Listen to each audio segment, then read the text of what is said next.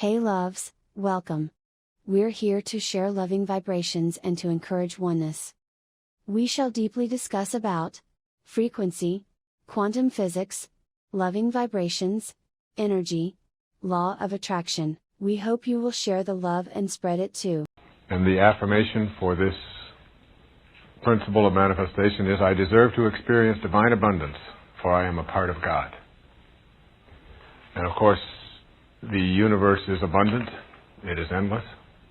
This intelligence that I've been speaking about is endless and abundant.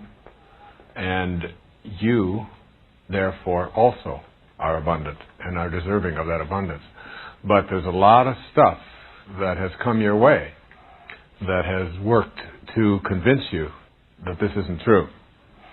And what I want to do here in this principle is to help you to recognize not only your own divinity, but that whatever comes your way, you are entitled to. And that there's nothing selfish about having a desire. This idea that somehow there's an incompatibility with desiring abundance in your life, or desiring healing, or desiring anything in your life. You know, you can't create without a desire. You can't have anything without a desire. Even the desire to be desireless is a desire. And this idea that we don't have desires is really it's a hallucination. It's a myth that somehow I shouldn't be wanting things. You are a part of the endlessness and the abundance of this divine universe. And you are not incompatible with prosperity and joy and wealth and fulfillment. This is something that you not only can ask for, but are entitled to. And you must know that.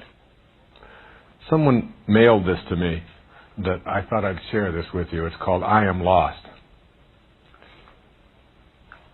It says, a woman is dying of AIDS. A priest is summoned. He attempts to comfort her, but to no avail. I am lost, she said. I have ruined my life and every life around me. Now I'm going painfully to hell. There's no hope for me. The priest saw a framed picture of a pretty girl on the dresser. Who is this, he asked. The woman brightened.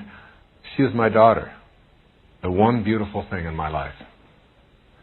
And would you help her if she was in trouble or made a mistake? Would you forgive her? Would you still love her? Of course I would, cried the woman. I would do anything for her. Why do you ask such a question?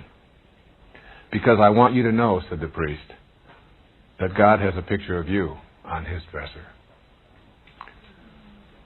And I think that picturing ourselves this way, with all of the problems that we have had, the things that we feel bad about, the mistakes that we may have made, the people that we may have hurt, all of these kinds of things have a tendency to make us feel unworthy. There's a lot of people who think, I'm going to be able to manifest what I want in my life as soon as I am no longer an addict, or as soon as I am no longer fat, or as soon as I remove all of these problems I have in this relationship. When I get rid of all of this, when this all goes, then I will feel worthy. And it's almost like you have to shift that consciousness around and come at it from a different perspective, which says, I love myself while I am fat. I love myself while I'm an addict. I love myself regardless of what it is that I may have seen as something that I shouldn't be. That God does have a picture of me on his dresser, is the metaphor as well. And what it does is it fills you with this kind of unconditional love that I'll be talking about a little bit later in one of the later principles. But you begin to say, yes, I am worthy. And I'll tell you when you feel most worthy of what it is that you would like to be able to manifest. You see, if you feel unworthy, what you do is you block the flow. And remember, there's an energy. There's a flowing of energy in everything. That's what manifesting is.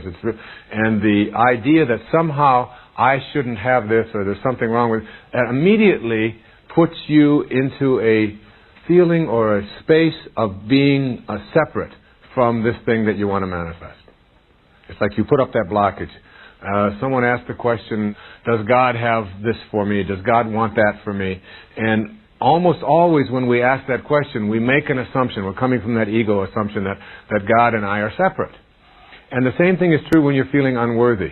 What you're really saying is that God has made a mistake here. And there are no mistakes. And this divine intelligence is everywhere. And it's a theme that will run through this entire program.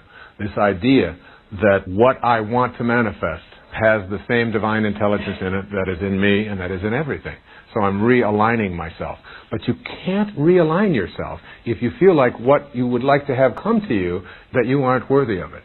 You have to know that you are as worthy of anything showing up in your life as anyone else is on the planet.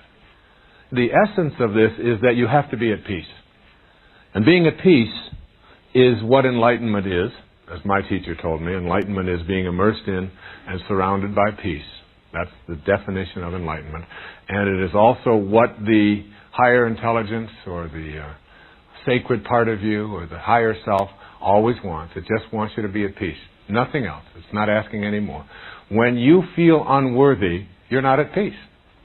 The ego has taken over this idea somehow that you have certain obligations, you have to behave in certain ways, you have to fulfill the obligations of your conditioning or of the tribe. That's what starts to take over. And you've got to let go of that.